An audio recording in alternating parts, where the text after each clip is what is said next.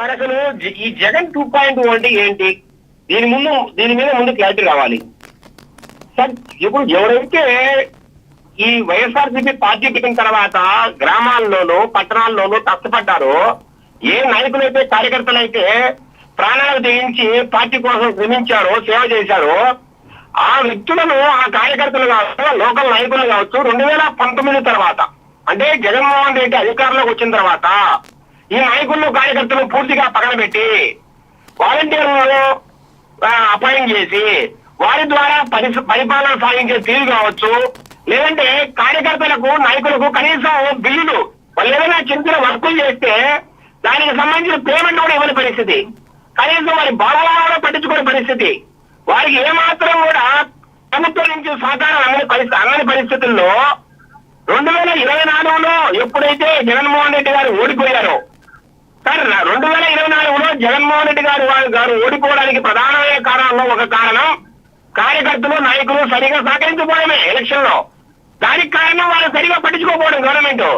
So 2024 తర్వాత జగన్మోహన్ రెడ్డి గారు రకరకాల కాన్స్టిట్యూన్సీ నుంచి లీడర్లు కావచ్చు, కార్యకర్తలు కావచ్చు పిలిపించి మాట్లాడినప్పుడు వాళ్ళు ఏం చెప్పారు? అయ్యా మీరు 2019 వరకు పరిపాలన చేసినప్పుడు మమ్మల్ని పట్టించుకోలేదు, నిర్లక్ష్యం చేశారు, మమ్మల్ని గాలి కొదిలేశారు అని బాధపడినప్పుడు, సరే ఇక 2029లో మనం అధికారంలోకి వస్తే జగన్ 2.0లో మనం డిఫరెంట్ గా ఆ రోజు పరిపాలన చేద్దాం, కార్యకర్తలకు ఇతరులుగా తోడ్పడతా, కార్యకర్తలను మేలు చేస్తా, కార్యకర్తలను పట్టించుకుంటానని నమ్మబలికిన పరిస్థితుల్లోనే ఆ నమ్మకాన్ని ఎక్కడ సడిలిపోతుందో, ఎక్కడ కార్యకర్తలు పార్టీకి దూరం అవుతారో, ఎక్కడ కార్యకర్తలకు పార్టీకి మధ్యలో గ్యాప్ వస్తుందో భయపడి ఈ రోజు జగన్ 2.0 సూపర్ యాప్ అని ఒక యాప్ తీసుకొచ్చారు. ఇప్పుడు వీళ్ళు చెప్తున్న కారణాలేంటి? ఈ యాప్ లో ఉన్న ప్రధానమైన ఫీచర్స్ ఏంటంటే, ఒకటి జగన్మోహన్ రెడ్డి గారు అందుబాటులో ఉన్న నాయకత్వం కావచ్చు, కార్యకర్తల్లో కావచ్చు, అక్కడ వీడియో కాన్ఫరెన్స్ కావచ్చు, టెలికాన్ఫరెన్స్ కూడా పెట్టడానికి ఆస్కారం ఉంది ఈ యాప్ లోని వాళ్ళు మాట్లాడుతున్నారు. అంటే గత 12 సంవత్సరాల పుష్కర కాలం ఏంటంటే పార్టీ పెట్టి ఈ మధ్య కాలంలో ఏ రోజు కూడా జగన్మోహన్ రెడ్డి గారు కార్యకర్తలతో కావచ్చు, నాయకులతో కావచ్చు ఏ రోజైనా టెలికాన్ఫరెన్స్ పెట్టారా? పార్టీ ఇష్టం కదా. ప్రతి వారం పదిలకు ఒకసారి చంద్రబాబు నాయుడు గారు టెలికాన్ఫరెన్స్ లో కొన్ని వేల లక్షల మందితో మాట్లాడతారు. మరి అలాంటి పరిస్థితి ఎక్కడైనా అంటే వైసీపీలో ఉందా?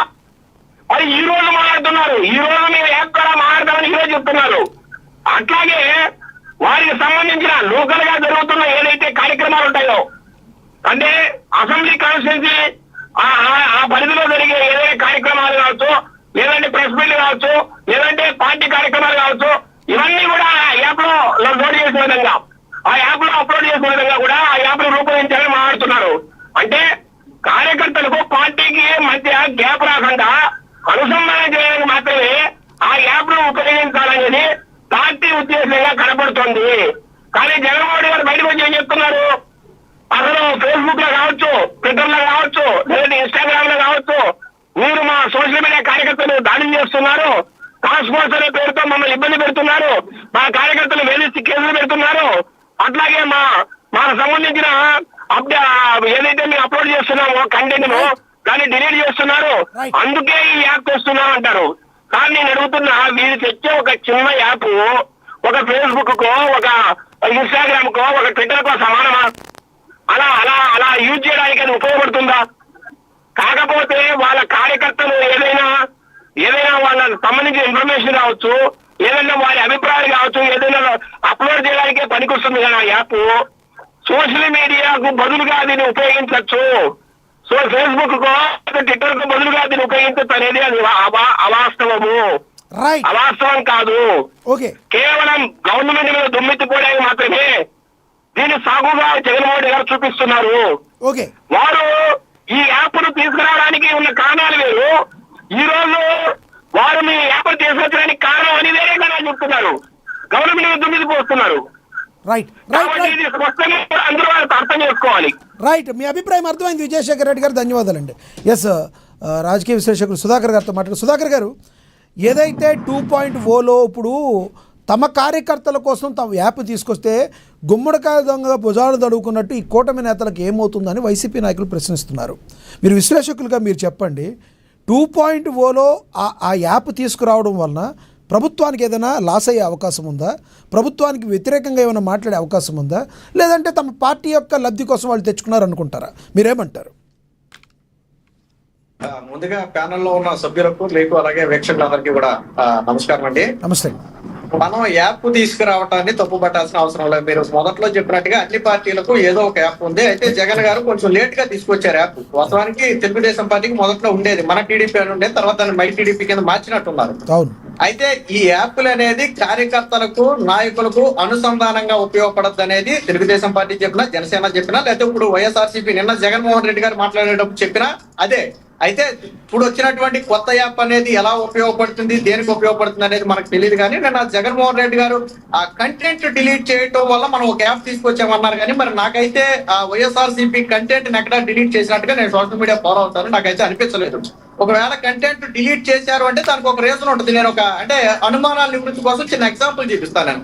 సో ఇప్పుడు ఇది మీకు కనపడుతుందా? మీకు ఇది కనబడుతుంది. సో కిరాకార్పి బొమ్మని ఒక గొర్రెకు పెట్టి ఇక్కడ రాశారు, పొట్టేలు సిద్ధంగా ఉంది 2019లో నరకటాకని చెప్పి కింద రాశారు, నీ చావుతో వైసీపీ పార్టీకి రక్షాభిషేకం చేస్తామని.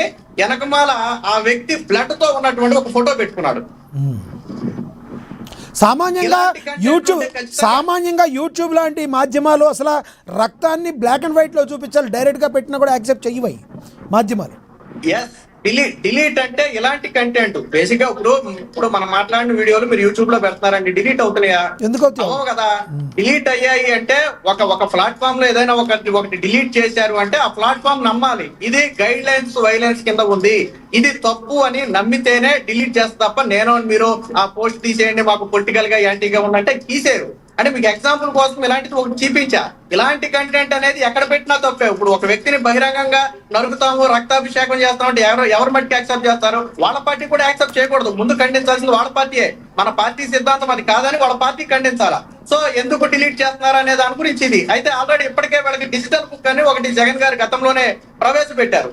ఆ డిజిటల్ బుక్ నాకు తెలిసి అనుకున్నంతగా వర్కౌట్ అవ్వలేదు. ఎందుకంటే అది గూగుల్లోకి వెళ్ళాలి, డిజిటల్ బుక్ అని సెర్చ్ చేసి ఓపెన్ చేసి మళ్ళీ అందులో పెట్టాలి. దానికంటే యాప్ అనేది కొంత వాడటానికి ఉపయోగకరంగా ఉంటుందనే ఉద్దేశంతో బహుశా ఆ డిజిటల్ బుక్ నుంచి యాప్ కి కన్వర్ట్ అయి ఉంటారనేది నా ఉద్దేశం. అయితే ఈ యాప్ల ద్వారా అయితే జగన్మోహన్ రెడ్డి గారి విచిత్రం ఏంటంటే మై టీడీపీ యాప్ ద్వారా గతంలో డేటా చోరీ జరుగుతుందని విమర్శించారు. ఒకవేళ నిజంగా జరుగుతుందా లేదా అనే దాని గురించి నేను మాట్లాడను. కానీ అలాగే అయితే మరి వైసీపీ ఇప్పుడు తీసుకొచ్చిన జగన్ 2.0 ద్వారా